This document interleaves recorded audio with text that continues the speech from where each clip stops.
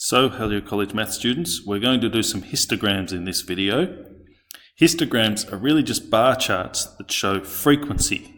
So we can see in this right hand column here the frequency. That's what we're going to be graphing. So it's really just a bar chart. So, to start with, this column here which shows the contents, that's going to go along the bottom here. So I'll put that here, contents. And we're going to have some packets had 78 jelly beans. So 78 is going to be this column here, and then 79, 80. So each number takes up a full column. So we don't actually show those numbers on the graph anywhere except on the axis here to show the number of jelly beans in a packet. And finally 84 there. Okay. Now the frequency, histograms always have the frequency on the y-axis. So frequency is going to go up this side. Our largest frequency is 10, so we need to go up to at least 10. 1, 2, 3, 4, 5, 6, 7, 8, 9, 10. Righto. So I'm going to get a shape here, so we'll use a ruler to do this. Now 78, the frequency is 3 for that one, so I'm going to make a box there, and you guys can just rule that up yourselves and shade that in however you like. You might want to do some do some shading like this, something like that, up to you. Okay, so I'll continue going along with this one. I'm going to insert a few more of these. So here we've got 79 goes up to 6. And you guys might want to pause the video now and have a go at this yourself.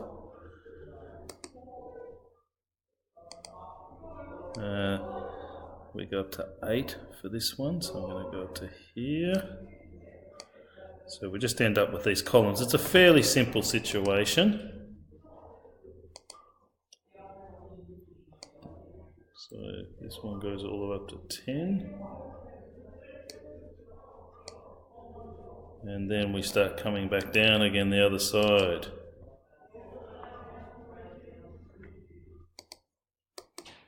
So I need one the same size here for 82 for the packets. There were 8 packets that had 82 in them. Okay. And this one. So just finish this off. 3 for that. And then finally, last but not least, well actually it is least, isn't it? Only 2 packets with 84, so I'll just make that a bit smaller. So that's how our histogram, or that's what our histogram will look like for this one. Okay, now let's look at the next example. And in this one, we need to do some grouping first.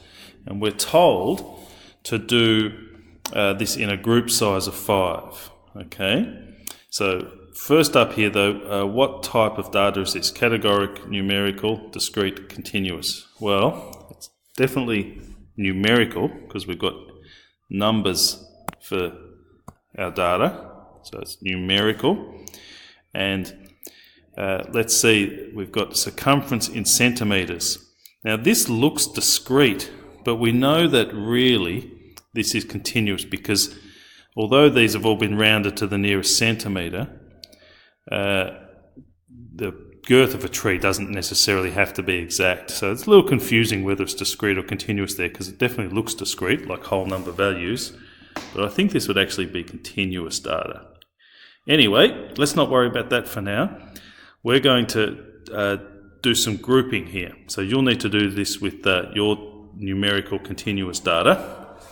Let's see what the groups should be. Where should they start? Well, the lowest number I can see is 81, and the highest number looks to be 104. There's 2 trees with 104. So that means we're going to need to go in these group sizes, 80 up to 84. Now that looks like it might be a group size of 4, but it's actually a group size of 5, because a tree could be 80, 81, 82, 83 or 84, and that's actually 5 different sizes that are possible in that group. And then if we look at the next one, which is 85, that'll go from 85 to 89. Now that once again looks like it might be 4, but it actually includes 85. So those are the group sizes we'll use. We'll go 90 to 94, 95 to 99, and then 100 up to 104, and that just gets all our different sizes in. Okay, so the tally. All right, let's see. How many do we have from 80 through to 84? I'll go through this, and there's one there. I'll cross it off and put it down here. Whoop, there's another one. So you cross them off as you go, and then you don't have to worry about doubling up. I've got 2. Okay, so that means we have a frequency of 2. So you might want to pause the video and try and tally these up and find the frequencies, and then I'll have a go at it.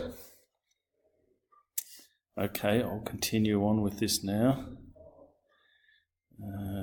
You guys might want to check, because it's easy to make mistakes. I could easily make a mistake here. Okay, then 90 through to 94, there's a couple there. Oh, 3 in a row, 1, 2, 3. And there's another one. And 99, not going to choose him, he's in the next group. 92, now I'm up to 5 here, so I'm going to put a stroke, that means 5. And then one more, 6 in that group. Okay, so 95 to 99, there's 2 there. There's another one, and another one, and another one, and another one. Oh, this is a big group. 2 more, we've got 8 in that group. Okay, and then all the rest, 1, 2, 3, 4, 5, 6. They're in the last group. Okay, so once again, we're going to go and graph these in a histogram, and we've got frequency up on this axis. So I'll put this here, frequency, and the biggest frequency is 8. So we've got to go up to at least 8 on here. 1, 2, 3, 4, 5, 6, 7, 8. I think that will work quite fine. Alright, so the groups. Now, for this one, it's going to look a little bit different because we've got endpoints to our group. So for this first group, 80 to 84, we're going to start here with 80, and then we have a dash to 84, and then, sorry, not like that. We'll go 80, beg your pardon, we'll go 80 on that one, and then we won't worry about the dash, we'll go 80, 85, and then everything in this group is going to be from 80 to 84, not including that 85, but we can see that there's a group size of 5 there, and then so we're just going to go up in 5s along here. That's how we'll do this for these types of groupings. Okay, so we'll go up in 5s. Now anything from 80 to 84 is in this first column here, so that's just 2. So I'm going to go up to 2 on that. Put a little bit of a box around that one. I'll just go freehand this time, but you guys should use a ruler. Okay, then this next column goes up to 3. You might want to use, in your poster especially, you want to use different colours to distinguish, to make it look nicer. Okay, here we're going up to 6. So remember, presentation is part of the criteria for criterion 1. And then we're up to 8 for this column.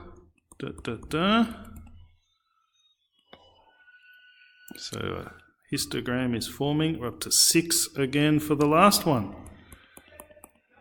So there is our histogram. Righto, so you should go ahead and get your numerical data now and have a go at producing some histograms.